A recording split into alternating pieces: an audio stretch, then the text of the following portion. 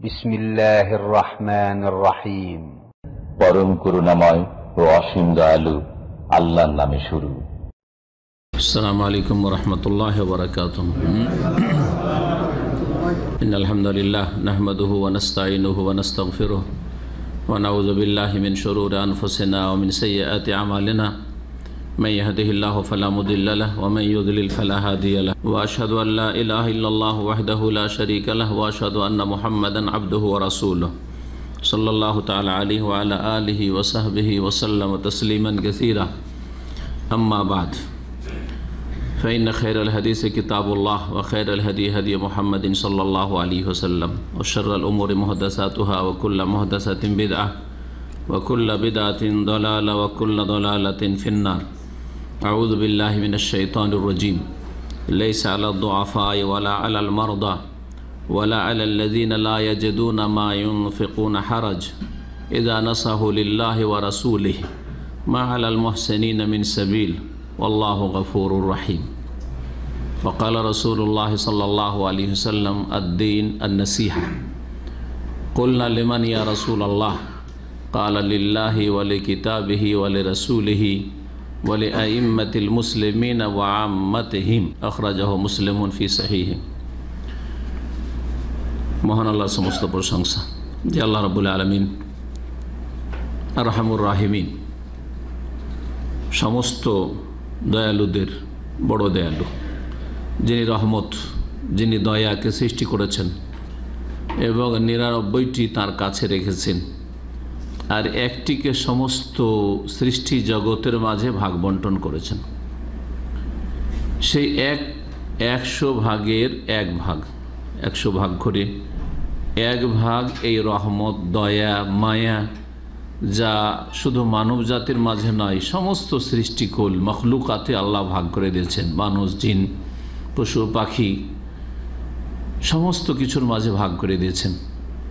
ওয়াবিহা ইয়াতারাহামুন, নবী করিম সাল্লাল্লাহু আলাইহি ওয়াসাল্লাম বলেছেন, এই একটি দয়া থেকে যা ভাগে সমস্ত সৃষ্টি পেয়েছে, প্রত্যেকে একটু একটু করে ভাগ পেয়েছে।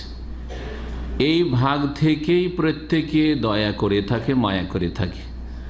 মা বাবা নিজের ছেলে মেয়েদের উপর দয়া করে থাকে, ভাই বোনেরা ভাই বোনদের উপর দয়া করে থাকে, একজন মানুষ হিসাবে অপর মানুষের উপর দয়া মায়া করে থাকে, একটা সৃষ্টি আর এক সৃষ্টির উপর দয়া মায়া করে থাকে। গরু ছাগল, পশু পাখি কীট পতঙ্গ তাদের বাচ্চাদের উপর দয়া করে। সুবহানাল্লাহ। এই হচ্ছে একটা রহমত। তার ৯৯ গুণ বেশি রহমত কার কাছে রয়েছে? মহান আল্লাহ রাব্বুল আলামিন তার জন্য খাস রেখেছেন। এই জন্য নবী করিম সাল্লাল্লাহু আলাইহি ওয়াসাল্লামের হাদিসে কুদসি, ইন্না রাহমাতি সাবাকাত আলা গাযাবি, আমার রহমত আমার ক্রোধের ওপর বিস্তার লাভ করেছে, প্রাধান্য পেয়েছে। মানুষ যখন পাপ করে তখন আল্লাহর রাগ হয়, ক্রোধ হয়, গজব হয়। আর আল্লাহ রাব্বুল আলামিন মানুষের ওপর মায়া দয়াও করেন। দয়া মুমিনদের ক্ষেত্রে, যারা ঈমানের অবস্থায় মৃত্যুবরণ করতে পারবে, ওয়ালা তামুতুন্না ইল্লা ওয়া আনতুম মুসলিমুন, তাদের ওপর আল্লাহর গজব, ক্রোধের ওপর মায়া, আল্লাহ রাব্বুল আলামিনের দয়া, রহমত প্রাধান্য পেয়ে যাবে। সুতরাং আল্লাহ রাব্বুল আলামিন চিরস্থায়ী আযাব দেবেন না মুমিনকে। সালাত এবং সালাম নাযিল হোক নবী মুহাম্মদুর রাসূলুল্লাহ সাল্লাল্লাহু আলাইহি ওয়াসাল্লামের উপর, যিনি রাহমাতুল লিল আলামিন। মানব জাতির মধ্যে সবচেয়ে বড় দয়ালু ব্যক্তিত্ব হচ্ছেন মুহাম্মদুর রাসূলুল্লাহ সাল্লাল্লাহু আলাইহি ওয়াসাল্লামের ব্যক্তিত্ব। তার মতো দয়ালু পৃথিবীতে তার পূর্বেও কেউ ছিল না, তার যুগেও কেউ ছিল না, আর তারপরে কিয়ামত পর্যন্ত কেউ দয়ালু হতে পারে না। মানুষ যে যত বেশি দয়ালু হয়, তত বেশি দরদি হয়, হিতাকাঙ্ক্ষী হয়, শুভ কামনা করে থাকে, মঙ্গলকামী হয়। জি, আজকে আলোচনার বিষয়বস্তু প্রিয় নবী মুহাম্মদুর রাসূলুল্লাহ সাল্লাল্লাহু আলাইহি ওয়াসাল্লামের একটি প্রসিদ্ধ হাদিসের প্রথম অংশ, আদ-দীন আন-নাসিহা। দিন হচ্ছে হিতাকাঙ্ক্ষী হওয়ার নাম, দরদি হওয়ার নাম, শুভকামনার নাম। দিন হচ্ছে মানুষ যেন প্রত্যেকটি ক্ষেত্রে, যে ক্ষেত্রগুলি নবী করিম সাল্লাল্লাহু আলাইহি ওয়াসাল্লাম এই হাদিসে বলেছেন, এই প্রত্যেকটি বিষয়ের ক্ষেত্রে আন্তরিক হওয়ার নাম। যেমন আমরা এই ভাষাটি ব্যবহার করি, অমুক ব্যক্তি অমুক সম্পর্কে বড় আন্তরিকতা রাখে, হ্যাঁ, তার ভিতরে কোনো সামান্যতম কোনো কিছু অপ্রীতিকর নেই যে তার কোনো খারাপ চাইবে, মন্দ চাইবে, এই আন্তরিকতা। এই নাসিহা শব্দটি অত্যন্ত ব্যাপক এবং এই নাসিহা শব্দটি কোরআনে কারিমে অনেক জায়গায় উল্লিখিত হয়েছে। নাসিহা শব্দ নবী করিম সাল্লাল্লাহু আলাইহি ওয়াসাল্লাম অনেক হাদিসে রয়েছে। নাসিহা, এই নাসিহার ব্যাখ্যা করব। নাসিহা নুন সদ হা, এর মানে হচ্ছে কোনো কিছু নিখুঁত নির্ভেজাল হওয়া, আর নুসহু মানে খুলুসুশাই। ভাষাবিদরা বলেছেন আরবি ভাষার অভিধানে, ডিকশনারিতে, যে নাসিহা হচ্ছে কোনো কিছুর নিখুঁত নির্ভেজাল হওয়া। আপনার কোনো মানুষের ক্ষেত্রে যেন অন্তরে সামান্যতম কোনো ভেজালের সংমিশ্রণ না থাকে, এত পরিষ্কার পরিচ্ছন্ন থাকবে আপনার অন্তর, তার কল্যাণ কামনার ক্ষেত্রে, শুধু মানুষের ক্ষেত্রে নয়, যে ক্ষেত্রগুলি এখানে হাদিসে বর্ণনা করা হয়েছে, অত্যন্ত ব্যাপক বিষয় রয়েছে। এই নাসিহাকে যদি সঠিকভাবে মানুষ বুঝে নেয়, আর বুঝার পরে, কারণ আগে বুঝতে হবে, ইলম হাসিল করতে হবে, বুঝে নেওয়ার পরে যদি তার প্রতি আমল করে, তার বাস্তবায়ন করে, তার বাস্তব রূপ দিতে পারে, কাজে কর্মে পরিণত করতে পারে, তাহলে এটি হচ্ছে পূর্ণাঙ্গ দিন। এটি হচ্ছে পূর্ণাঙ্গ দিন, যেই দিন আল্লাহ মনোনীত করেছেন, ওয়ারাদিতু লাকুমুল ইসলাম দীনা। এই জন্য নবী করিম সাল্লাল্লাহু আলাইহি ওয়াসাল্লাম কি বলেছেন? আদ-দীন আন-নাসিহা। হাদিসের আলোচনা শুরু করার আগে কোরআনে কারিমের একটি আয়াত সূরা তাওবা রয়েছে, আয়াত নম্বর 91। তাতে এই নসিহতের কথা উল্লেখ করেছেন রব্বুল আলামিন। এখানে জিহাদের ময়দানে যাওয়ার ক্ষেত্রে নবী মুহাম্মদ রাসূলুল্লাহ সাল্লাল্লাহু আলাইহি ওয়াসাল্লামের যখন হুকুম হইতো, তখন যারা সুস্থ সবল মানুষ, শরীয়তি কোনো ওজর নাই, হ্যাঁ, তাদের সকলের ওপর ফরজ হয়ে যেত। যেমন তাবুকের যুদ্ধের সময় সকলের জন্য তাবুকে রওনা হওয়া ফরজ ছিল। তারপর আল্লাহ রাব্বুল ছাড় দিয়েছেন যেসব লোকদেরকে, তাদের কথা বলতে গিয়ে বলছে লাইসা আলা দুআফাই ওয়ালা আলাল মারদা, যারা দুর্বল, একেবারে অচল মানুষ, ওয়ালা আলাল মারদা, আর যারা রুগ্ন মানুষ, অসুস্থ, ওয়ালা আলাল্লাযিনা লা ইয়াজিদুনা মা ইউনফিকুনা হারাজ, আর ওই সব লোকেরা যাদের কাছে কোনো অর্থ সম্পদ নেই, যে জিহাদে যাব, কি নিয়ে যাব, খালি হাতে যাব, নেই একটা বাহন, অনেক দূরে যেতে হবে, একটা বাহনও নেই, উটের ব্যবস্থা নেই, ঘোড়া তো দূর কথা, উট নেই, টাকা পয়সা নেই, রাস্তা খরচ নেই, যাদের কাছে এরকম কিছুই নেই, আর কেউ এই সাজ সরঞ্জাম দিতেও পারলো না, কোনো অসুবিধা নেই, কোনো আপত্তি নেই, বলছেন যে লাইসা, শেষখানে কি বলছেন?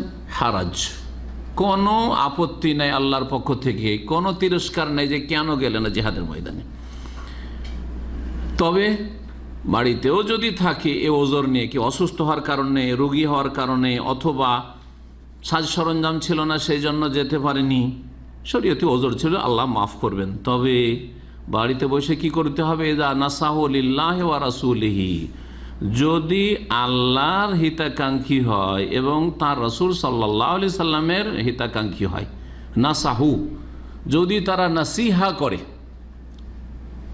নসিহত মানে হচ্ছে আমাদের বাংলা ভাষায় যদি বলি যে একটু নসিহত, নসিহত মানে উপদেশ, তাই না? একেবারে সীমিত অর্থ। নসিহত মানে উপদেশ, এটা একটা সামান্য, একটা আংশিক অর্থ, কিন্তু আরবিতে নসিহা হচ্ছে অত্যন্ত ব্যাপক অর্থ। এখানে আল্লাহর জন্য নসিহত করা মানে নিশ্চয় উপদেশ নয়, তাই না? রাসূলুল্লাহ সাল্লাল্লাহু আলাইহি সাল্লামের জন্য নসিহত করা মানে নিশ্চয় উপদেশ নয়। তুমি আল্লাহকে কি উপদেশ দেবেন আপনি? আর রাসূলুল্লাহ সাল্লাল্লাহু আলাইহি সাল্লামের জন্য কি উপদেশ দেবেন আপনি?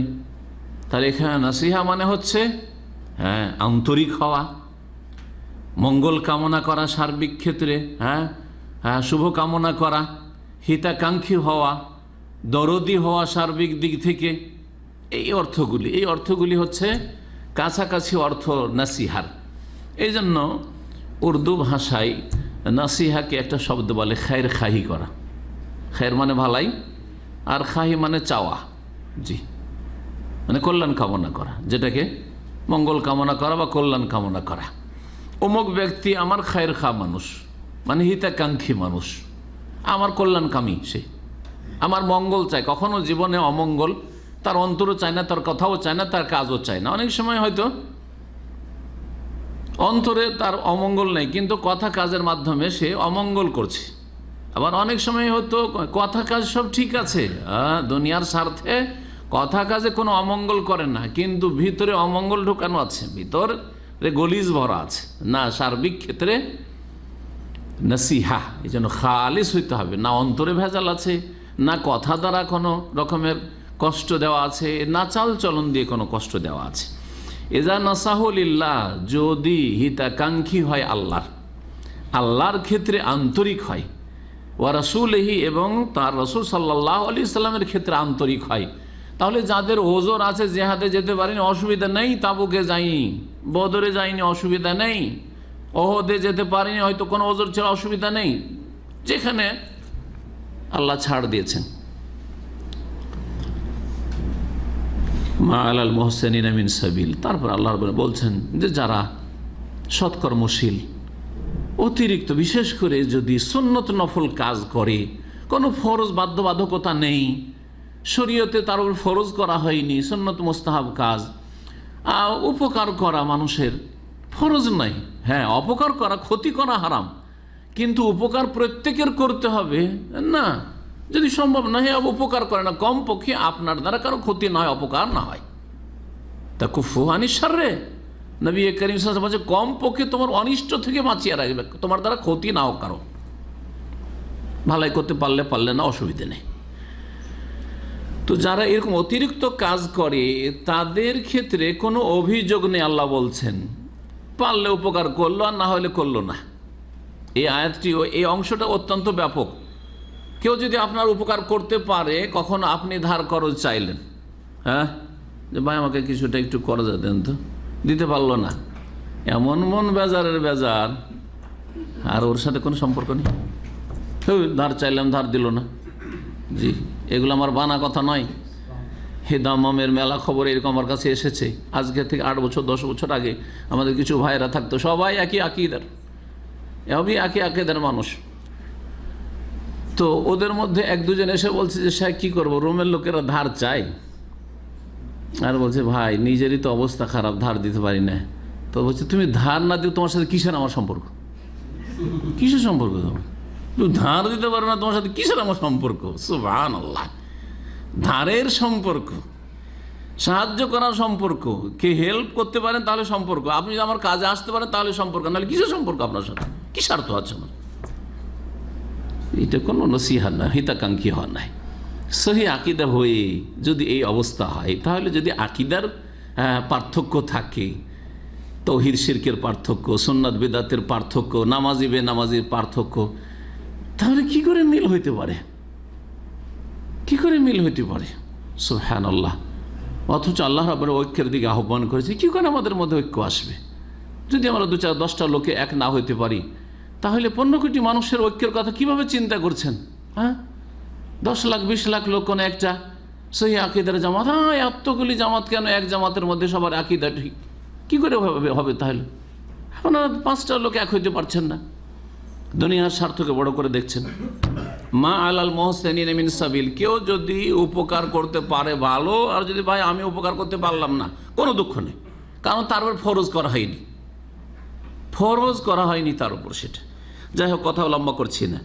নসিহত, এই নসিহত কথাটি আম্বিয়া রসুলগণের জবান দ্বারা উল্লিখিত হয়েছে কোরআনে কারিমে।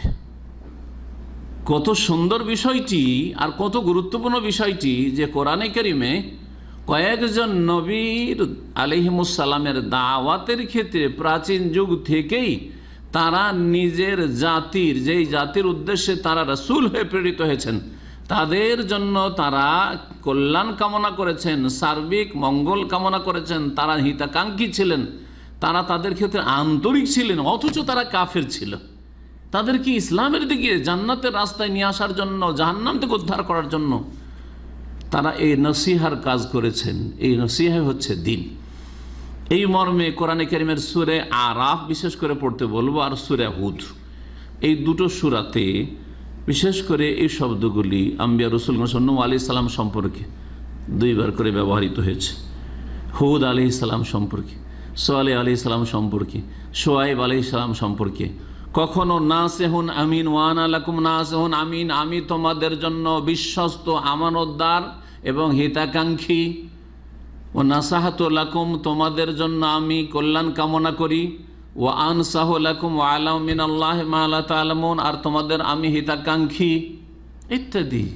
এইসব শব্দগুলি দিয়ে আম্বিয়া রাসূলগণ নিজের জাতিকে দাওয়াত দিয়েছেন। আর আপনাদেরকে জানতে হবে, আর না হলে জানা আছে একজন মুসলিম হিসাবে, যে নবী রাসূলগণের কাজটি সবচাইতে উত্তম কাজ। তাদেরকে সবচাইতে উত্তম পেশা আল্লাহ দান করেছে। দুনিয়াতে মেলা পেশা আছে, কেউ হাতের কাজ করে খায়, কেউ ব্যবসা বাণিজ্য করে খায়, কেউ কৃষি কাজ করে খায়, হ্যাঁ, কেউ দিন মজুর করে খায়, এক একজনের এক এক পেশা। কেউ ডাক্তারিরা চিকিৎসা করছে, কেউ ইঞ্জিনিয়ারিং, তো আর কিছু, কেউ শিক্ষকতা। মেলা পেশা দুনিয়াতে আছে। সবচাইতে ভালো পেশা হচ্ছে আদ-দাওয়াতু ইলাল্লাহ, আল্লাহর দ্বীনের দিকে আহ্বান করা, আল্লাহর কথা মানব জাতি পর্যন্ত পৌঁছিয়ে দিয়ে তাদেরকে আল্লাহর আযাব গজব থেকে উদ্ধার করা, জাহান্নাম থেকে উঠিয়ে নিয়ে এসে জান্নাতে নিয়ে আসা। এটা হচ্ছে আম্বিয়া রাসূলগণের পেশা।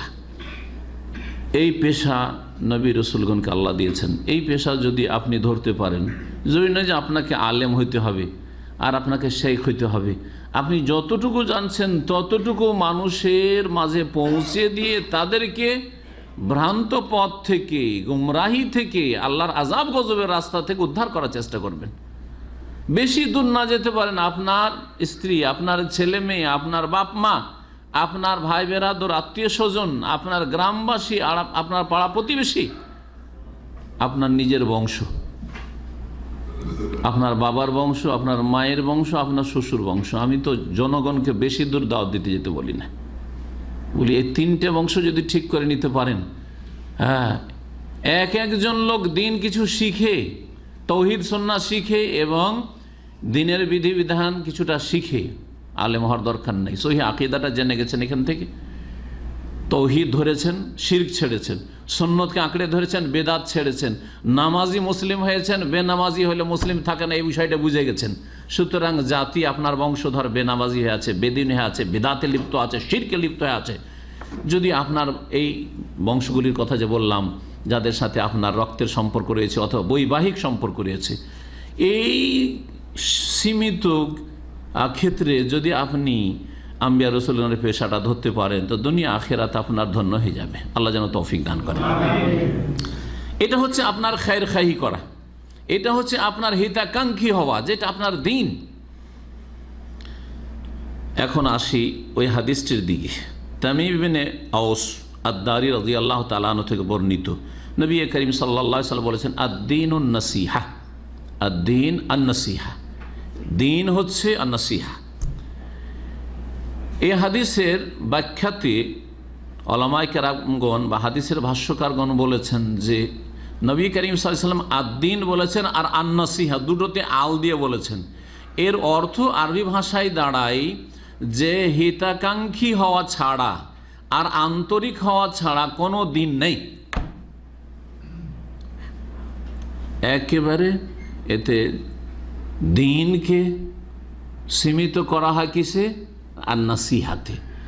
দিন সত্যিকার যদি দিনের ওপর থাকতে চান তাহলে আপনার মধ্যে নাসিহার চরিত্র থাকতে হবে, এই নসিহার গুণ আপনার মধ্যে থাকতে হবে। আর দিন ও নাসিহা। শেখ মোহাম্মদ বিন সালেহ উসাইমিন রাহিমাহুল্লাহ তাআলা বলছেন যে 40টি হাদিস রয়েছে, হাদিসুল আরবাইন, ইমাম নববী রাহমাতুল্লাহ আলাইহি তার একটি বিস্তারিত ভাষ্য লিখেছেন তিনি। তাতে এই কথাগুলি সুন্দর করে তিনি তুলে ধরেছেন, সবচেয়ে বেশি সুন্দর তার কথাগুলি লিখেছেন। তিনি বলছেন যে এর অর্থ হচ্ছে মাদ্দিন ও ইল্লা নাসিহা, দিন আপনার থাকতেই পারে না যদি আপনার মধ্যে নাসিহা না থাকে। আপনি যদি দরদি, ব্যথিত, আন্তরিক, হিতাকাঙ্ক্ষী, খায়ের খাহ না হইতে পারেন, কল্যাণকামী না হইতে পারেন। আর দিন ও নাসিহা। নবী করিম সাল্লাল্লাহু আলাইহি সাল্লাম এই কথাটি 3 বার করে বলেছেন, কালাহা সালাসান আদ-দীনুন নাসিহা আদ-দীনুন নাসিহা আদ-দীনুন নাসিহা। তাহলে একটি কথা 3 বার করে যখন বলছেন রাসূলুল্লাহ সাল্লাল্লাহু আলাইহি সাল্লাম, তাহলে এর নিশ্চয়ই অপরিসীম গুরুত্ব রয়েছে।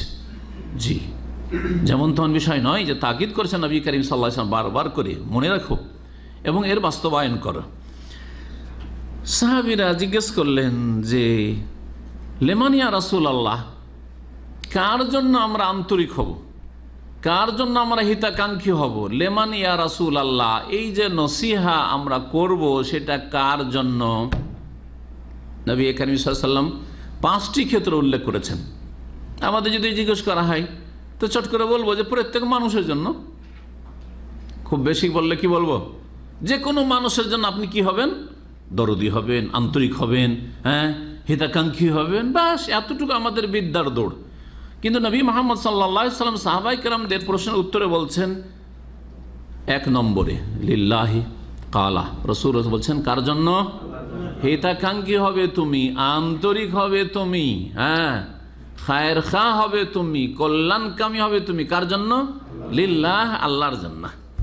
হাদিসটার অর্থ করে দিই, তারা প্রত্যেকটা বিস্তারিত ব্যাখ্যা করবে যে কেমন করে আল্লাহর জন্য হিতাকাঙ্ক্ষী হবে না, আল্লাহর জন্য আন্তরিক কিভাবে হবেন, এর বাস্তবায়নটা কেমন করে করবেন। 2 নম্বর হচ্ছে ওয়ালি কিতাবিহি, আল্লাহর কিতাব, আল্লাহ নাজিলকৃত কিতাব কি?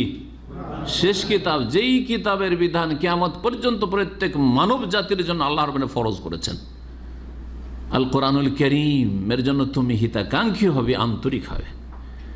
ওয়ালি রাসূলিহি 3 নম্বরে, এবং তার রাসূল মুহাম্মদ সাল্লাল্লাহু আলাইহি ওয়াসাল্লাম যিনি শেষ রাসূল, সমস্ত বিশ্বের মানবতার উদ্দেশ্যে প্রেরিত হয়েছেন রাহমাতুল লিল আলামিন হয়ে, তার জন্য তুমি হিতাকাঙ্ক্ষী হবে, আন্তরিক হবে, কল্যাণকামী হবে, খায়ের খা হবে। ওয়ালি রাসূলিহি। 4 নম্বরে ওয়ালি আইম্মাতিল মুসলিমিন, আর মুসলিম ইমামদের জন্য। ইমামের 2টি অর্থ রয়েছে, ওলামা এবং শাসক গোষ্ঠী। সংক্ষেপে বলে দিলাম, বিস্তারিত পরে বলো কেমন করে হিতাকাঙ্ক্ষী তাদের হবেন আপনি।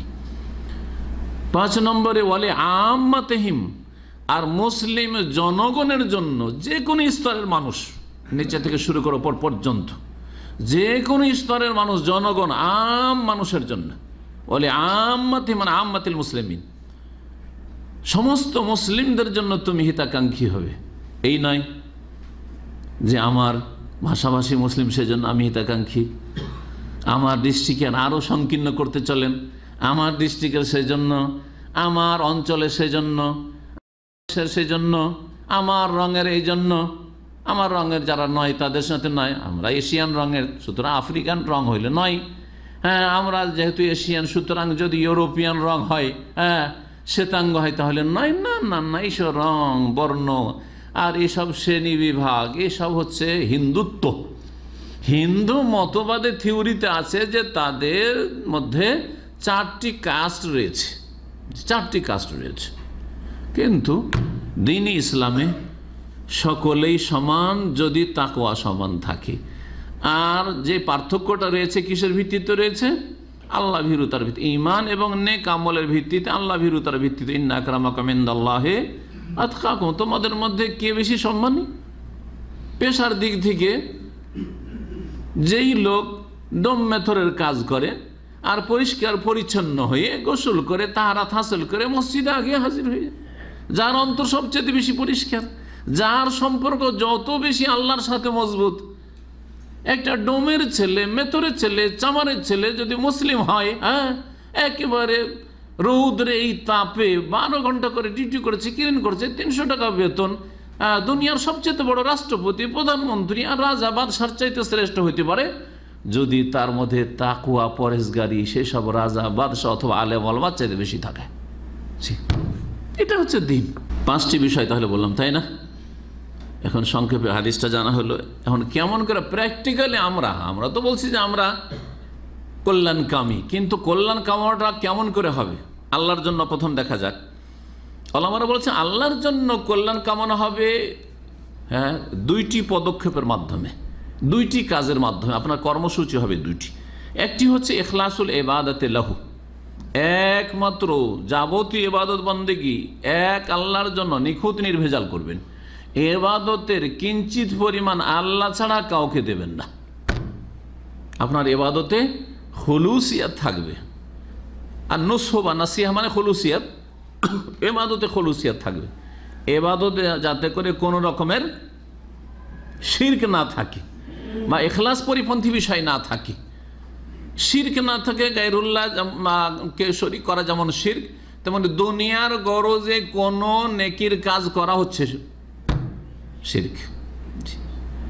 ছোট শিরক আর বড় শিরকে পার্থক্য আছে, কিন্তু সবগুলি শিরক। এমন শিরক করলে যেটা হয়তো বড় শিরক হলো না কিন্তু ছোট শিরক, তাবিজ, হ্যাঁ, হাতের বালা আর হাতের তাকা, আর এরকম টোটকা ফোটকা বিশ্বাসী, আর এইসব মেলা কুসংস্কারে বিশ্বাসী, শিরকি আকীদা, অলৌকিক কুলক্ষণে বিশ্বাসী ইত্যাদি, তাহলে শিরক আছে। ইবাদত আপনি আল্লাহর জন্য নিখুঁত নির্ভেজাল করলেন না। এক আল্লাহর জন্য হিতাকাঙ্ক্ষী হওয়া হচ্ছে সমস্ত ইবাদতবন্দি কার জন্য হবে?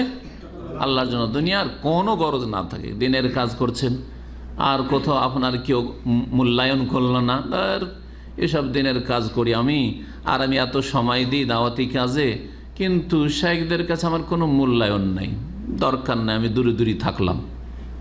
তার মানে কি? তার মানে কি আপনি কি চান? হ্যাঁ, এই যে দাওয়াতের কাজ ইবাদত, এটাতে আপনি দুনিয়ার স্বার্থ শরিক রেখেছেন, যেটা আপনার বুঝে আসছে না, মোটা জ্ঞান হওয়ার কারণে, সূক্ষ্ম জ্ঞান না থাকার কারণে।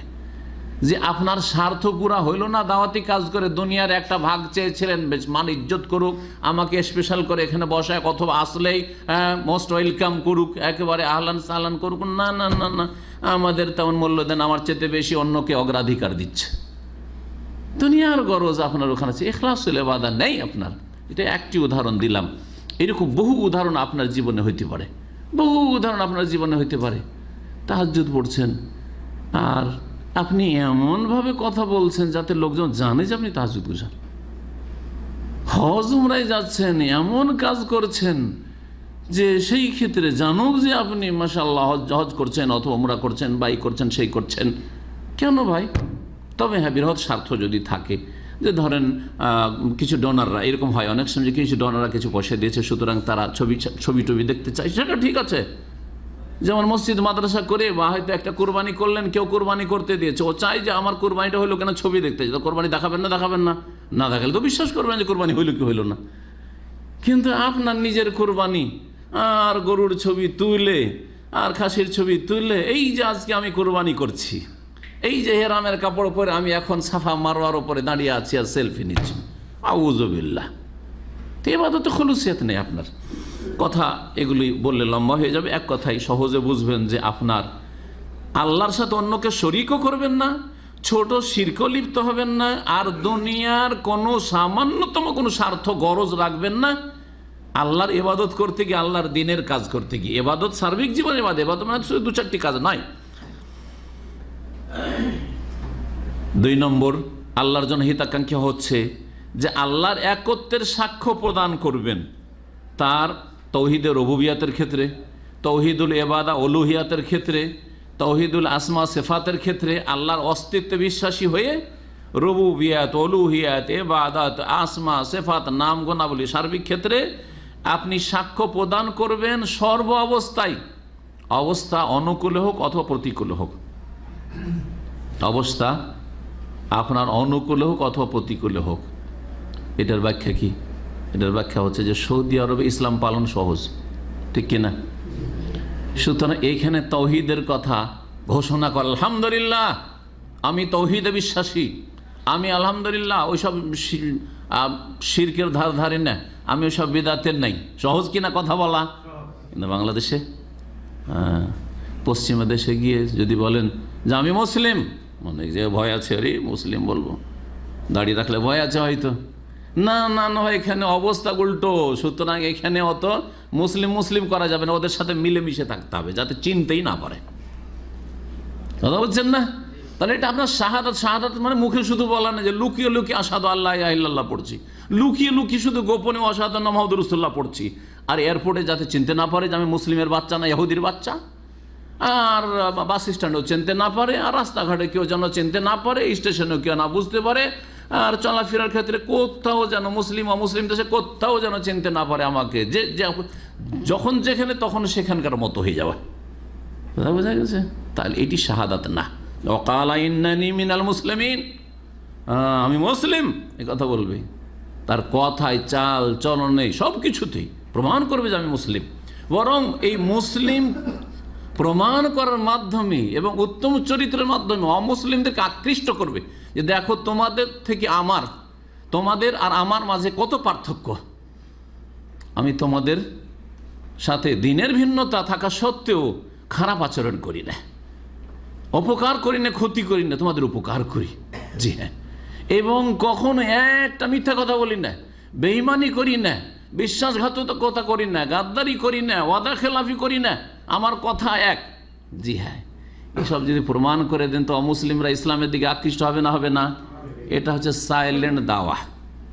আর দাওয়া সামেতা বলা হয়েছে, চুপ থেকে ইসলামের দাওয়াত দিলেন, বক্তব্য দরকার নেই, হ্যাঁ লজিক তর্কের কোনো দরকার নেই, চুপচাপ থেকে অমুসলিমদেরকে ইসলামের দাওয়াত দিতে পারবেন। অমুসলিমেরা দেখবে যে আরে আমাদের জাতি ভাই হিন্দু যুবক পোলাপান আমাদের মেয়েদের দিকে খারাপ নজর দেয়, কিন্তু মুসলিম যুবকরা আমাদের মেয়েদের দেখলে নিচে নজর করে নেয়। ওদের জ্ঞান বিবেক নেই যে আপনাকে বলবে যে উত্তম চরিত্র অধিকারী। এটা কে শিখালো এই মুসলিমকে? মুসলিম যুবক, অথচ যুবক, এটা তাদেরকে ইসলামের দিকে আকৃষ্ট করবে। জি, আমাদের ব্রাহ্মণরা শূদ্রদের উপর জুলম অত্যাচার করছে, হিন্দুরা দেখবে, কিন্তু মুসলিমরা আমাদের দরদি, কোনো জুলম অত্যাচার করে না, এক পয়সা মেরে খায় না, কখনো আমাদেরকে কষ্ট দেয় না। ইসলামের দিকে আসবে না? আসবে না? অবশ্যই আসবে। এইভাবে ইসলামের দাওয়াত দিতে হবে। হিতাকাঙ্ক্ষী হওয়ার কথা বলছিলাম আল্লাহ রাব্বুল আলামিনের জন্য দুটি বিষয়ের মাধ্যমে। 2 নম্বরে আল্লাহর কিতাব কোরআনে কারীমের জন্য হিতাকাঙ্ক্ষী হওয়া। এই ক্ষেত্রে উলামারা 6টি বিষয় উল্লেখ করেছেন, কথা লম্বা হয়ে যাবে, এই জন্য সংক্ষেপে বলি। প্রথম বিষয় হচ্ছে যে কোরআনে কারীমের পক্ষ থেকে আপনি ডিফেন্স করবেন, কোরআনে কারীমের পক্ষ থেকে আপনি প্রতিবাদ করবেন, প্রতিবাদ যেখানে প্রয়োজন রয়েছে, হক কথা প্রচার করবেন, কোরআনের পক্ষে বলবেন।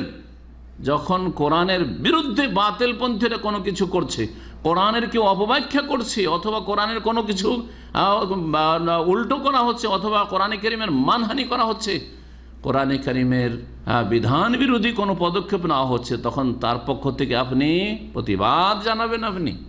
জি। 2 নম্বর হচ্ছে যে কোরআনে কারীমে যেসব সংবাদ দেওয়া হয়েছে, অতীতের হোক আর ভবিষ্যতের হোক, অনেক সংবাদ আছে না? নেই? সংবাদ রয়েছে, বিধিবিধান যা কিছু রয়েছে সব কিছু আপনি দৃঢ়ভাবে বিশ্বাসী হবেন, অকাট্যভাবে বিশ্বাস করবেন। সুতরাং কোরআনে কারীমের কোনো একটা বিষয়কে কেউ যদি মিথ্যা মনে করে যে এটা ঠিক নাই, তাহলে সে কোরআনের হিতাকাঙ্ক্ষী নয়, কোরআনের সাথে আন্তরিক নয়। মিথ্যা মনে করলো না, কিন্তু সন্দেহ করলো। কি করলো? সন্দেহ করলো।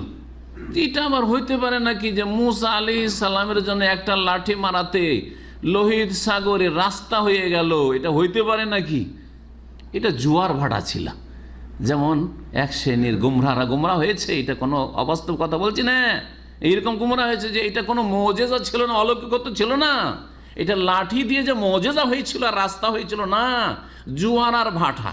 যখন ভাটা হয়েছিল তখন পানি ওইখান থেকে সরে গেছিল, পার হয়ে গেছেন মুসা আলাইহিস সালাম তার দলবল নিয়ে, বনী ইসরায়েলদেরকে নিয়ে, আর তারপরে জুয়ার চলে আসলো, তখন ফিরআউন তার সেনাবাহিনী নিয়ে ডুবে গেল, তলিয়ে গেল পানিতে। বুঝলেন না? গুমরাহ। কেউ যদি সন্দেহ করে কোরআনে কোনো কিছু, তাহলে সেই ব্যক্তি কোরআনে হিতাকাঙ্ক্ষী না। জি। যেমন হিজবুত তৌহিদ, একটি গুমরাহ ফিরকা বাংলাদেশে বেরিয়েছে, গুমরাহ ফিরকা। তারা বলছে যে না না, হজ টজ কিছু নেই, হজের অন্য অর্থ আছে।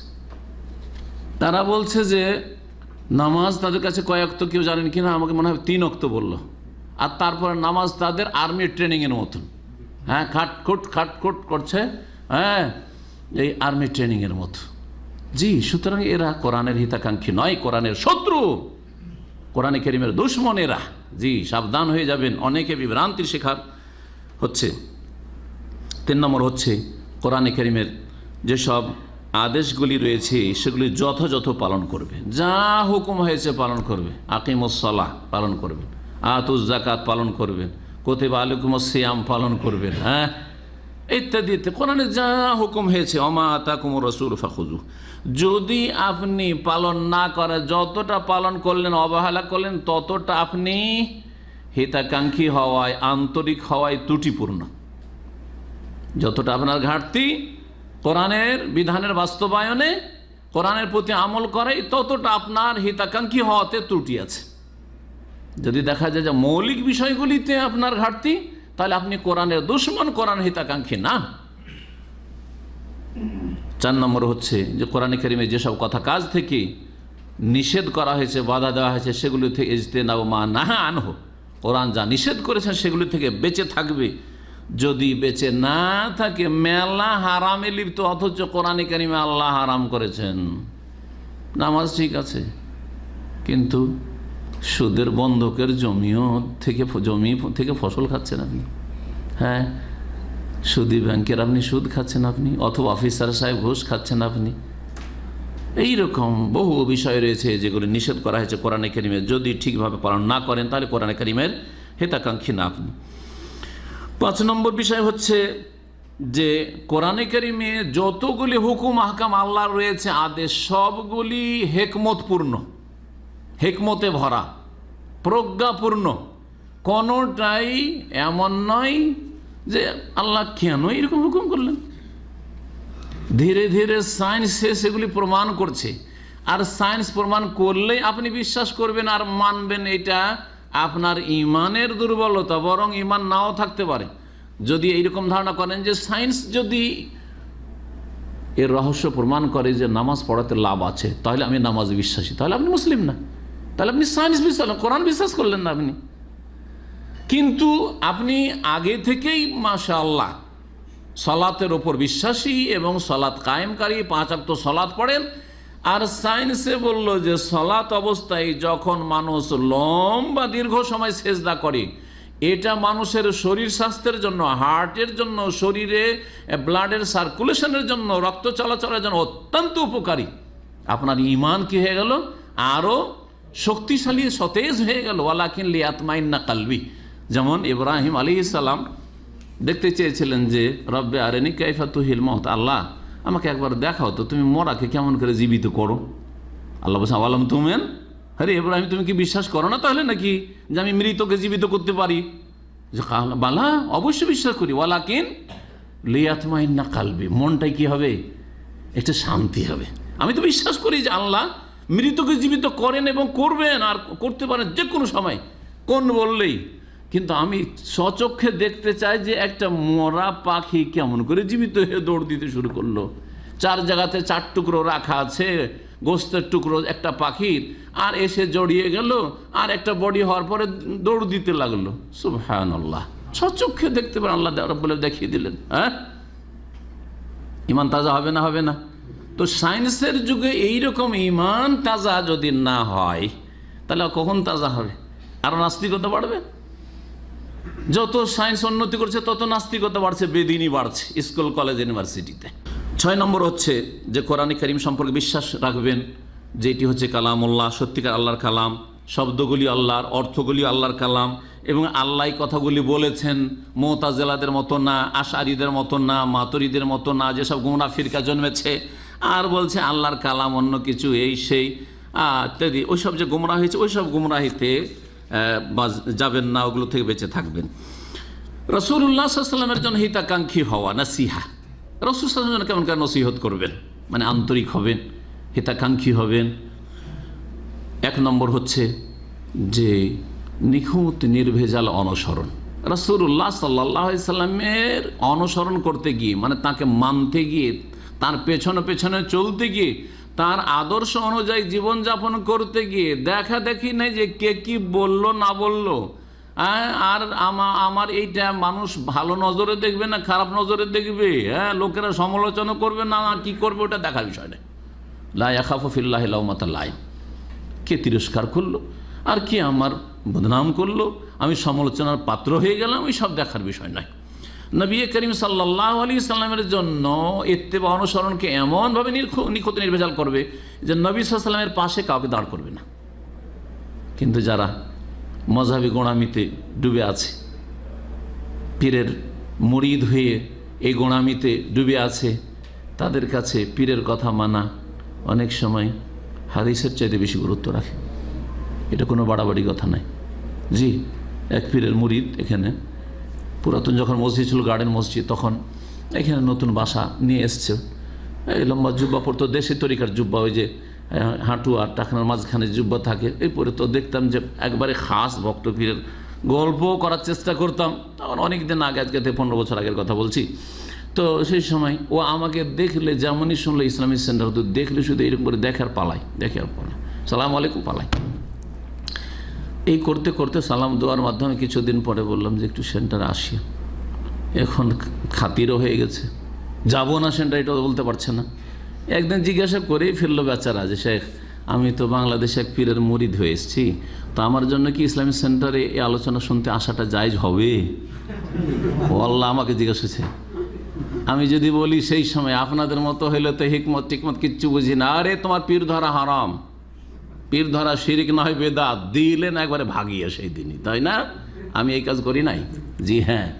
আমি তখন বললাম যে অসুবিধা নেই, হ্যাঁ যেটা করেছেন করেছেন, কিন্তু এখানে দিন শিখেন, আল্লাহ শিখার সুযোগ দিয়েছে, কাজ কামনায় নতুন এসছেন, তো আল্লাহ অনেক সুযোগ দিয়েছে, এখানে ফিরে আসেন, দিন শিখেন, কোরআন এবং হাদিসের দলিল শিখেন এখান থেকে, কারণ পীরেরাও তো কোরআন হাদিসের কথাই বলবে। সুতরাং এখান থেকে কোরআন হাদিসও শিখেন, আর শিখার পরে তারপরে মানুষ মাত্র ভুল হইতে পারে, তখন আপনি দেখবেন যে কোনটা ভুল, যেটা ভুল হয় ওইটা ছেড়ে দেবেন। কথা বলছেন? এটা বললাম না যে ওরা ভুল করেছে আপনার পীরেরা, হ্যাঁ, আর আমরা ভুল বলছি, এটাও না। এখন আপনার মগজটাকে বন্ধ করে পাঠিয়েছে, দেমাগে পীর মুরিদি ঢুকিয়ে দিয়ে ক্লোজ করে লক করে দিয়ে পাঠিয়ে দিয়েছে যে লা তাসমাউ লিহাযাল কোরআন। সৌদি আরব গেলে ওখান থেকে টাকা নিয়ে আসিও, রিয়াল নিয়ে আসিও, ওখান থেকে ধর্ম নিয়ে আসিও না। আমি এখন লকটা খোলার চেষ্টা করলাম, তো এইভাবে কত লোকের আলহামদুলিল্লাহ লক খুলছে না, খুলছে না। কিন্তু হিকমা অবলম্বন করতে হয়। প্রথমখানে ফুল ডোজ দিলে হবে না, একটু একটু করে দিতে হবে। ছোট বাচ্চাকে ট্যাবলেট ক্যাপসুল দেওয়া যায় না, হ্যাঁ, ওদেরকে একটু সিরাপ তবে মিষ্টি করে দিতে হয়, হ্যাঁ, কিছু ফ্লেভার দিয়ে।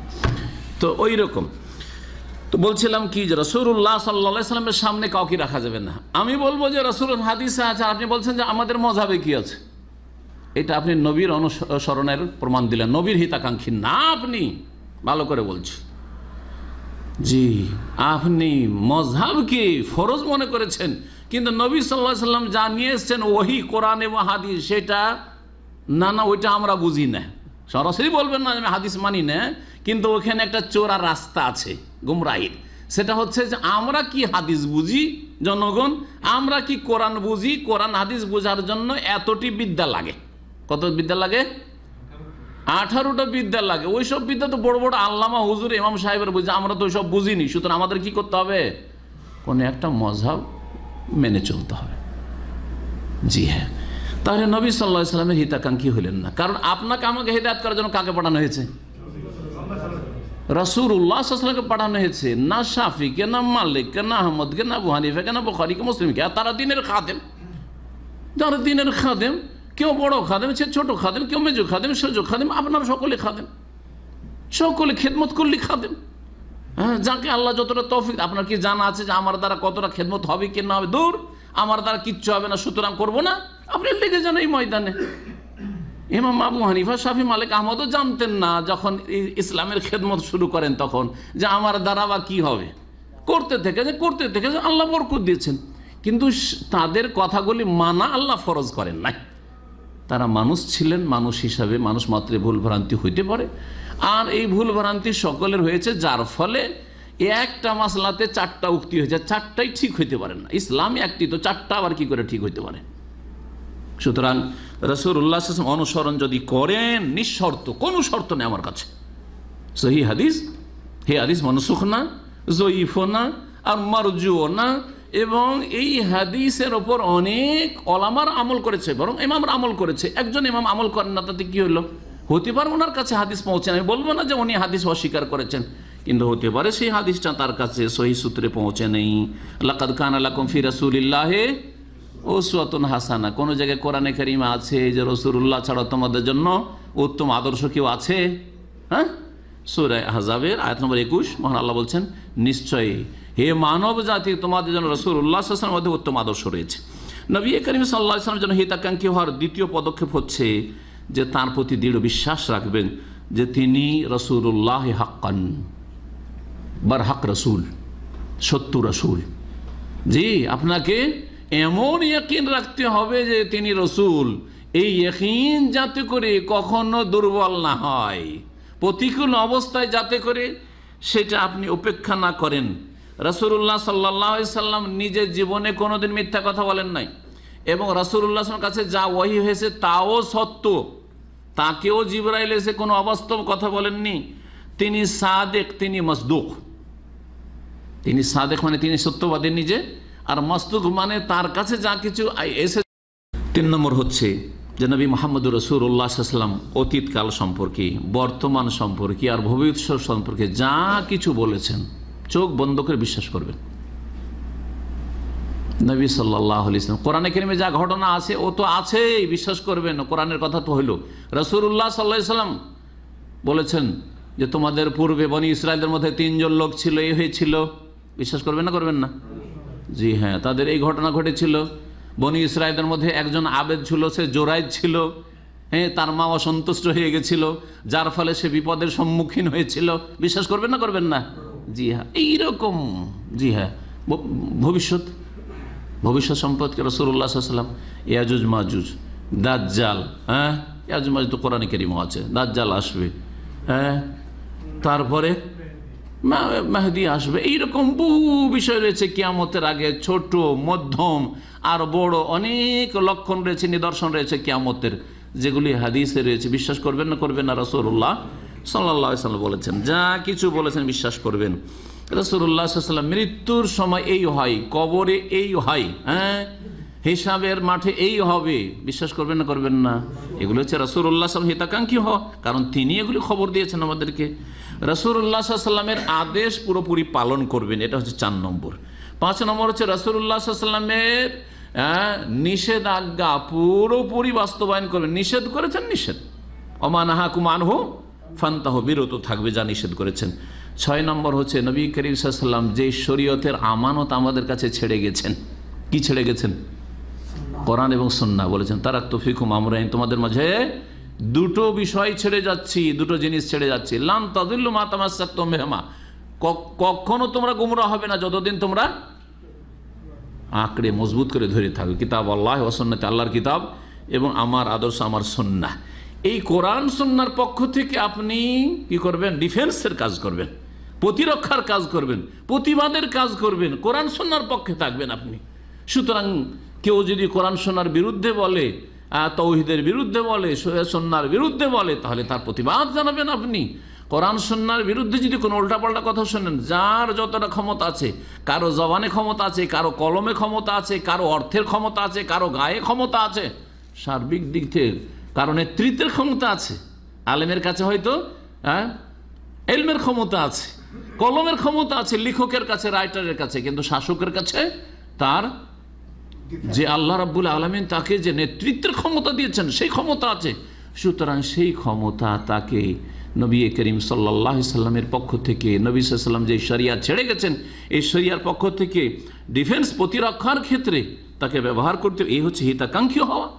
নবী করিম সাল্লাল্লাহু আলাইহি সাল্লামের ব্যঙ্গচিত্র করা হবে আর চুপ করে বসে থাকবেন, ফ্যাল করে চাইবেন। হ্যাঁ, 2-4 দিন বেচারা জনগণ, যাদের হাতে তেমন কোনো ক্ষমতা নেই, কিছু যুবকরা ফেসবুকে লেখালেখি করলো, সামাজিক যেসব যোগাযোগ মাধ্যম আছে, তারপরে ঠান্ডা হয়ে গেল। কোরআনে কারীম অবমাননা করা হলো, আর তারপরে কিছু লেখালেখি হইলো, বাস তারপর ঠান্ডা হয়ে গেল। ইত্যাদি। নবী করিম সাল্লাল্লাহু আলাইহি ওয়াসাল্লামের পরিবারকে গালমন্দ করা হলো, তারপর ঠান্ডা হয়ে গেল।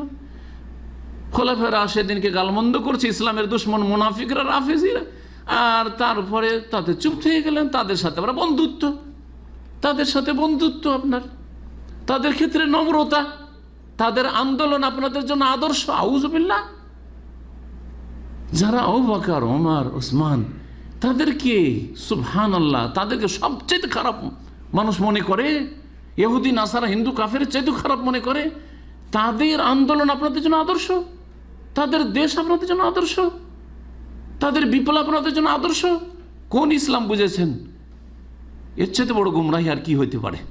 রাসূলুল্লাহ সাল্লাল্লাহু আলাইহি ওয়াসাল্লামের হিতাকাঙ্ক্ষী নিশ্চয়ই না এই সব লোকেরা। 7 নম্বর হচ্ছে যে রাসূলুল্লাহ সাল্লাল্লাহু আলাইহি ওয়াসাল্লাম যা কিছু নিয়ে এসেছেন তার প্রতি আমল করা ওই রকমই জরুরি যেমন কোরআনে কারীমের আয়াতের উপর আমল করা জরুরি। কারণ অনেকে মনে করেন যে কোরআনে থাকলে ওটার গুরুত্ব বেশি আর হাদিসে থাকলে কম। মানুষের জিজ্ঞাসাতে বোঝা যায়। অনেক সময় একটা মাসলা বললাম হয়তো, তারপরে জিজ্ঞেস করে যে এটা কোরআনে কারীমে আছে না হাদিসে, বলে না এটা কোরআনে কারীমে না হাদিসে আছে। তখন ওর চেহারাটা দেখলে যেন বিষয়টা হালকা মনে হয় ওর কাছে। তাহলে আপনার ইমানে ত্রুটি আছে, ইমানে ত্রুটি আছে। রাসূলুল্লাহ সাল্লাল্লাহু আলাইহি সাল্লামের আনুগত্য করলেই আল্লাহর আনুগত্য হয়। যে রাসূল সাল্লাল্লাহু আলাইহি ওয়াসাল্লাম মানলো সে আল্লাহকে মানলো। কোরআনে কারীমে নেই মান ইউতিইর রাসূল ফাকাদ আতা আল্লাহ, যে রাসূলকে মানলো সে আল্লাহকে মানলো। আর রাসূল সাল্লাল্লাহু আলাইহি ওয়াসাল্লামকে না মানলে আল্লাহকে মানা হয় না। সুতরাং কেউ যদি মনে করে যে কোরআনে যেটা আছে সেটা বেশি গুরুত্বপূর্ণ, হাদিস আছে, ঠিক আছে ওটাও আছে। জি, যারা আজকাল নতুন ইসলাম পালন করতে চায়, হ্যাঁ, মডারেট ইসলাম এক শ্রেণীর লোকেরা, জি, এই গুমরাহিতে অনেকে এর নাম দিয়ে হাদিস অস্বীকার। তাদের কাছে টাকনার উপরে কাপড় ওঠাটা কোনো ফ্যাক্টর না। আরে ওটা হাদিসের কথা আছে, এত কোনো বাড়াবাড়ি করছেন আপনি? অথচ জাহান্নামে যাওয়ার কথা রয়েছে। আল্লাহ দেখবেন না, তাকাবেন না কিয়ামতের মাঠে যারা টাকনার নিচে কাপড় ঝুলাইবে। লা ইয়াদখুলুল জান্নাহ, জান্নাতে প্রবেশ করবে না আল মুসবিল। সুবহানাল্লাহ। তারপরে কোনো ব্যাপার না, দাড়ি কোন আয়াতে আছে? এই যদি প্রশ্ন করে তার মানে এর কাছে হাদিসের কোনো গুরুত্ব নেই। আউযুবিল্লাহ, গোমরাহ। এবং রাসূলুল্লাহ সাল্লাল্লাহু আলাইহি ওয়াসাল্লাম হিতাকাঙ্ক্ষীরা নয়। রাসূলুল্লাহ সাল্লাল্লাহু আলাইহি ওয়াসাল্লাম শুধু রেখেছেন এমন কথা নয়। এই হিজবুত তৌহিদ গুমরাহ, তাদের কথা আমাদের ভাইরা শোনাইলো। কি গুমরাহ বলছে যে দাড়ি রাসূলুল্লাহ সাল্লাল্লাহু আলাইহি ওয়াসাল্লাম রেখেছেন শুধু, আরবরা রাখতো সেজন্য। আবু জাহলও তো রেখেছে, ফেরাউনও তো রেখেছে। এমন কি গুমরাহরা কত বড় এটা ঈমান ভঙ্গকারী কুফরি কথা যে বকরিরও তো দাড়ি থাকে। বকরির দাড়ি থাকে, এটা সৃষ্টিগত। কিন্তু আপনাকে তো শুধু সৃষ্টিগত দাড়ি আর কথা বলা হয়নি, আপনাকে বলা হয়েছে যে দাড়ি বাড়াও। এক, ঠিক না? কার হুকুম? রাসূলুল্লাহ সাল্লাল্লাহু আলাইহি ওয়াসাল্লামের হুকুম। যে রাসূলকে মানলো সে আল্লাহকে মানলো, যে রাসূলকে মানে না সে আল্লাহকে মানেন না। 1 নম্বর। 2 নম্বর কথা, রাসূলুল্লাহ সাল্লাল্লাহু আলাইহি ওয়াসাল্লাম রেখেছেন, ঠিক না? রাসূল কি করেছেন? রাখতে বলেছেন, বাড়াইতে, শুধু রাখতে না বাড়াইতে বলেছেন, বাড়াও। আর নিজে রেখেছেন। একজন সাহাবী দাড়ি মোন্ডা ছিল না? ছিল না। বলতে পারবেন? কেউ প্রমাণ করে দিয়ে কিয়ামত পর্যন্ত সময় দেওয়া হলো যে একজন সাহাবী দাড়ি মন্ডন করতো আর নবী সাল্লাল্লাহু আলাইহি ওয়াসাল্লাম কিছু বলেননি। এই কল্পনাও ছিল না তাদের কাছে। 3 নম্বর, নবী করিম সাল্লাল্লাহু আলাইহি ওয়াসাল্লাম কাফের মুশরিকদের অগ্নিপূজকদের বিরোধিতা করতে বলেছেন। তারা দাড়ি মুন্ডন করে, ফাইন্নাহুম ইয়াহলিকুনা লিহাহুম, তোমরা দাড়ি বাড়াও। 3টি দিক রয়েছে দাড়ির। আর আপনার কাছে কোরআনে নাই, সেজন্য হালকা হয়ে গেল, সুন্নাত হয়ে গেল। হ্যাঁ, টাকনার নিচে কাপড়ের ক্ষেত্রে আল্লাহ হেদায়েত করে। আল্লাহ হেদায়েত করে এক শ্রেণীর লোককে। কি যে আজব কথাবার্তা বলে যে টাকনা নিচে লুঙ্গি চলবে না, জুব্বায় অসুবিধা নেই। কথায় এক আরবি জাহেল বলেছে, মিশরি জাহেল। জি, আমাদের এক ভাইকে বলছে যে জুব্বাতে অসুবিধা নেই তো, হাজার সব মাবি মুশকিল, জুব্বাতে অসুবিধা নেই। আউযুবিল্লাহ, জাহান্নামে যাওয়ার কাজ করছে 24 ঘন্টা। কোরআনে নেই, সেই জন্য মূল্য নেই। নবী সাল্লাল্লাহু আলাইহি ওয়াসাল্লাম হিতাকাঙ্ক্ষী নয়, এরা ভালো করে শুনে রাখেন। যেমন আল্লাহর কথা মানবেন তেমন রাসূলুল্লাহ সাল্লাল্লাহু আলাইহি ওয়াসাল্লামের কথা মানবেন।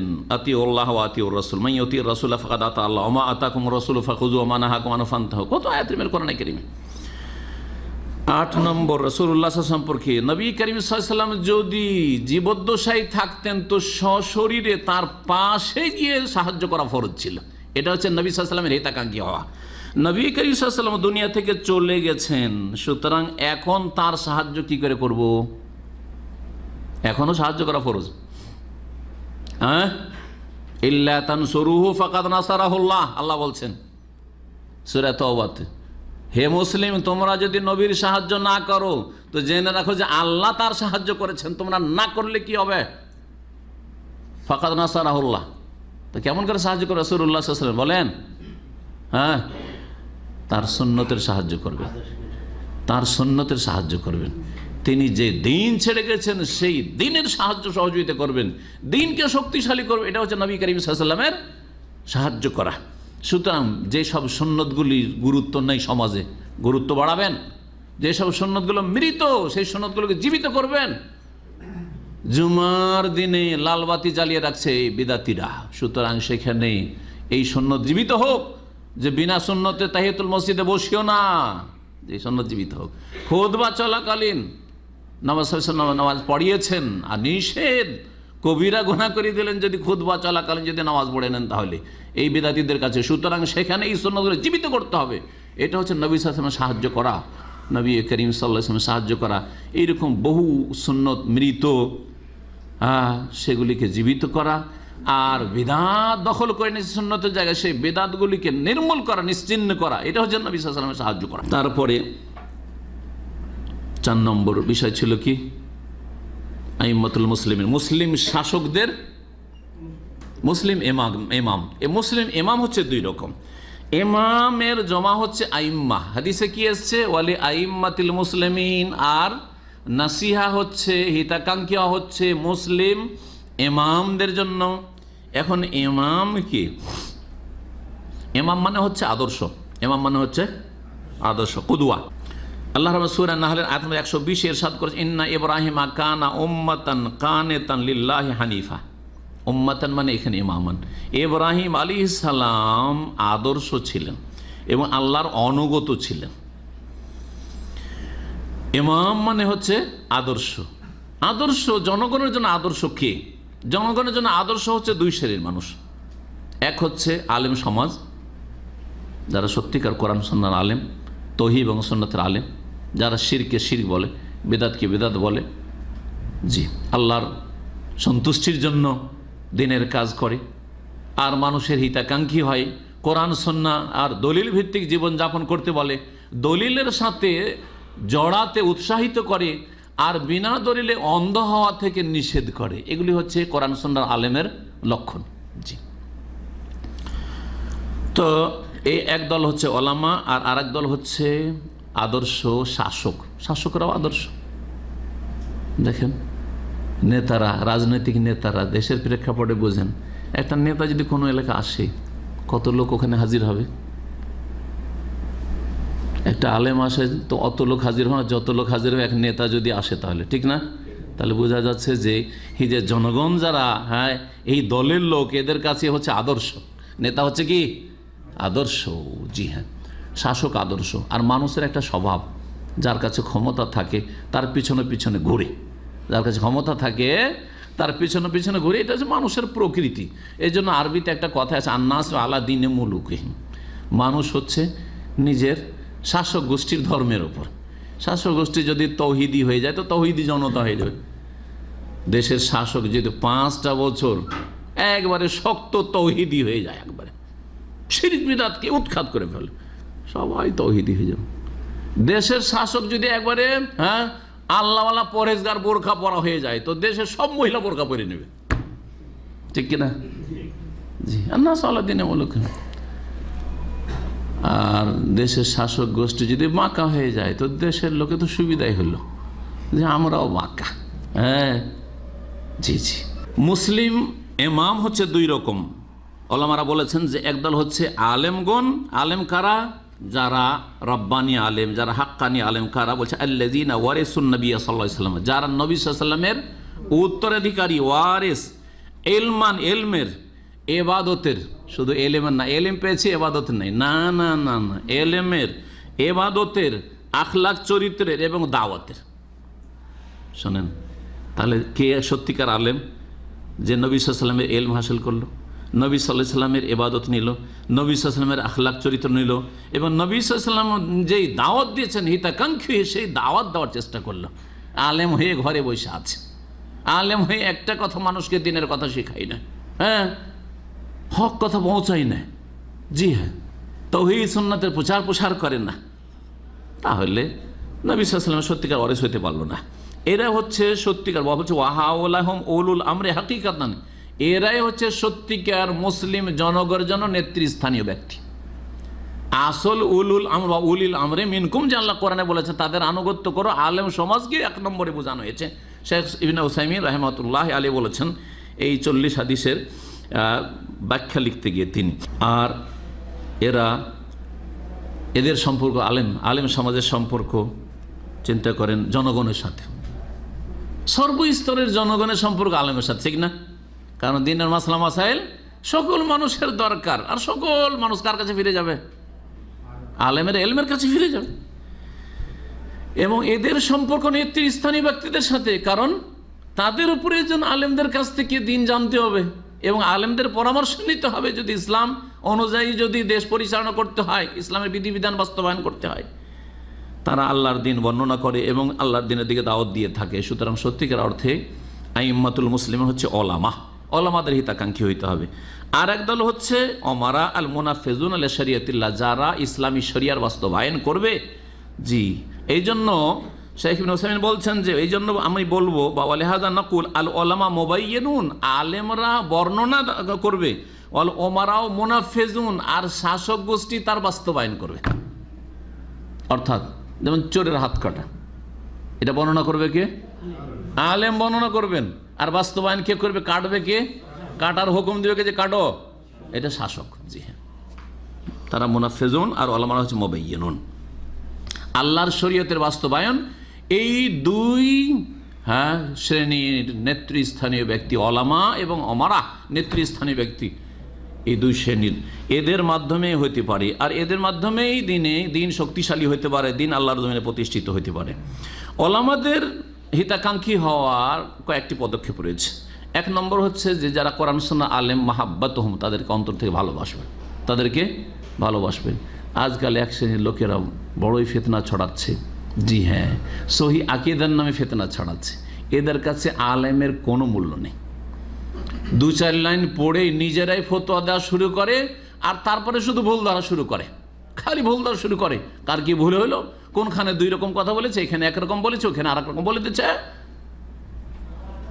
এইরকম যদি চরিত্র আবু হানিফা, শাফি, মালিক, আহমদের যুগে হইতো, তো ইমাম আহমদ রাহিমাহুল্লাহর একটা মাসলাতে 4টা-5টা ফতোয়া আছে।